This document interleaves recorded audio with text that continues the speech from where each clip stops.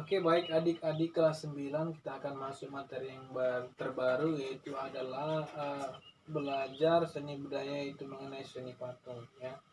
Oke, kita akan bahas yang pertama itu pengertian dari seni patung.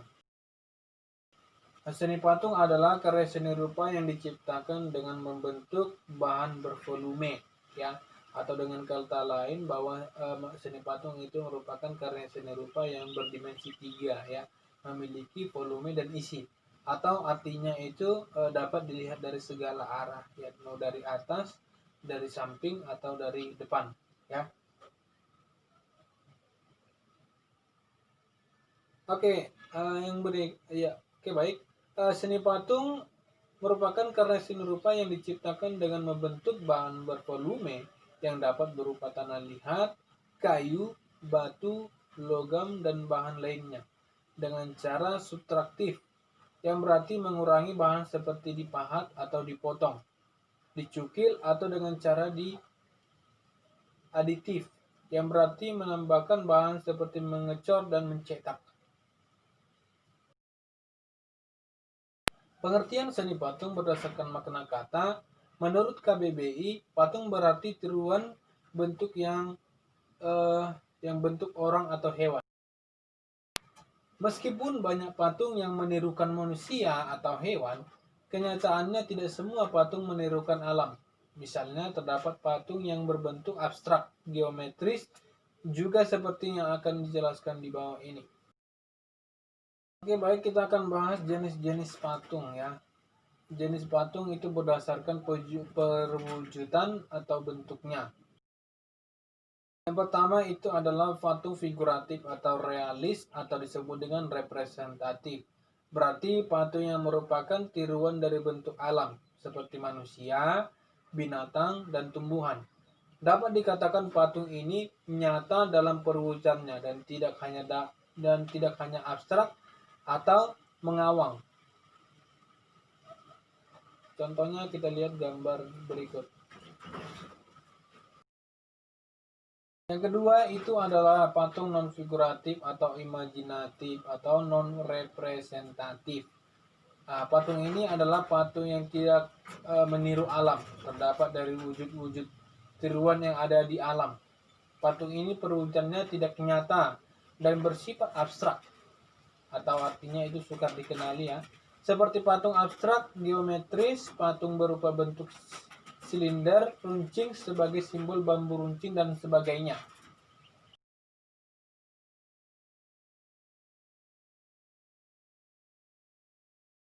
Oke, untuk fungsi dari seni patung, ada beberapa fungsi seni patung sebagai berikut.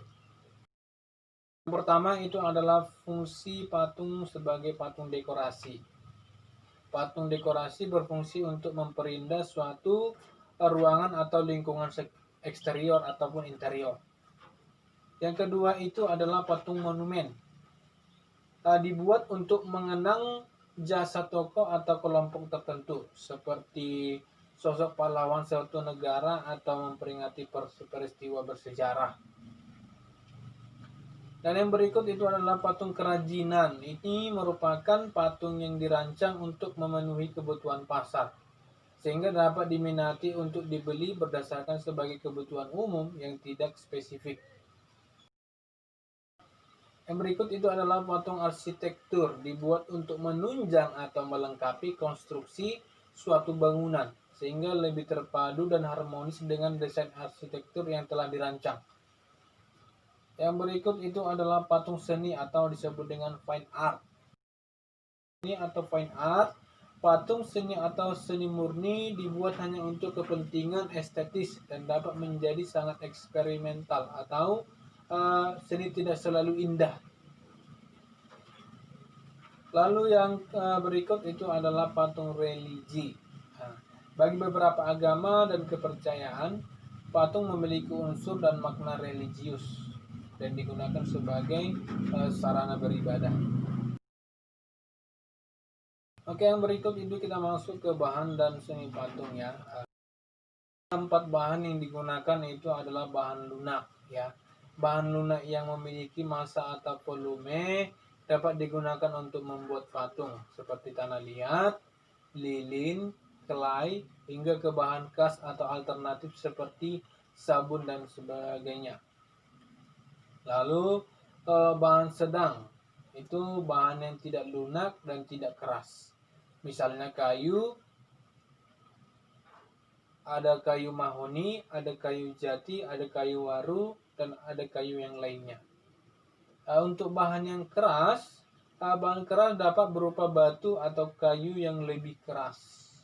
Contohnya adalah batu marmer atau kualam, batu granit, batu andesit, kayu ulin, atau kayu sonekling.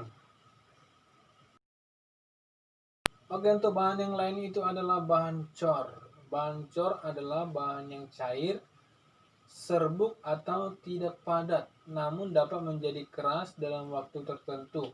Atau ketika diproses lebih lanjut, bahan cor meliputi semen, pasir, gipsum, logam, emas, timah, bahan kimia, resin, fiber, dan lainnya.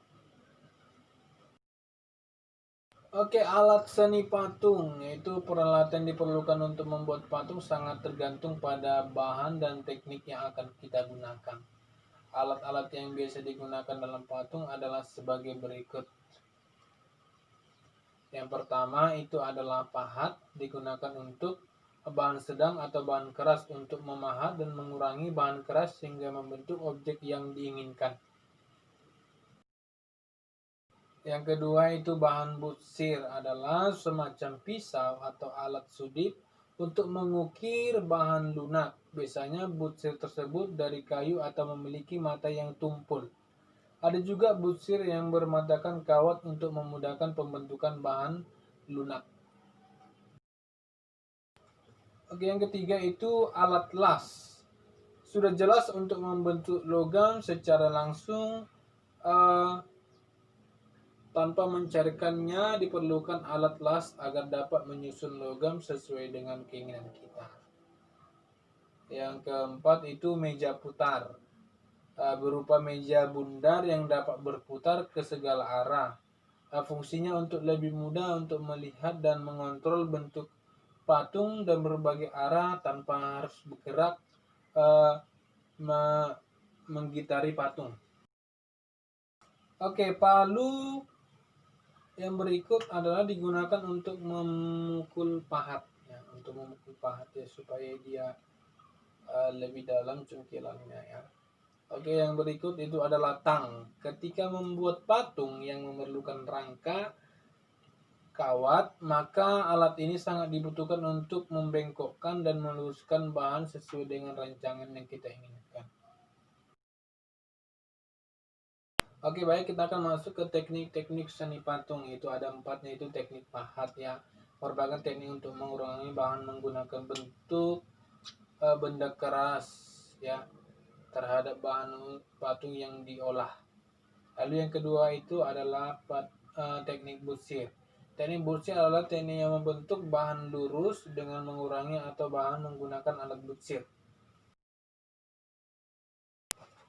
Oke, jadi simpulannya adik-adik, seni patung adalah karya seni rupa 3 dimensi yang diciptakan dengan membentuk bahan bervolume yang dapat berupa bahan lunak, sedang, dan keras dengan cara subtraktif yang berarti mengurangi bahan seperti dipahat dan dipotong, atau dengan cara aditif yang berarti menambahkan bahan seperti mengecor atau mencetak.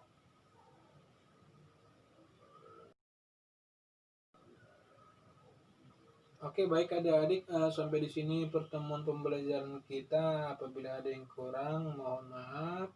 Dan buat adik-adik jangan lupa untuk subscribe channel ini. Untuk penugasan akan saya kirimkan melalui aplikasi Microsoft Teams. Dan apabila ada yang ingin bertanya, adik-adik bisa menghubungi nomor kontak yang di sampingnya. Jangan lupa adik-adik banyak belajar di rumah dan jangan lupa untuk menjaga kesehatannya. Oke, untuk kali ini sampai jumpa. Saya ucapkan banyak terima kasih.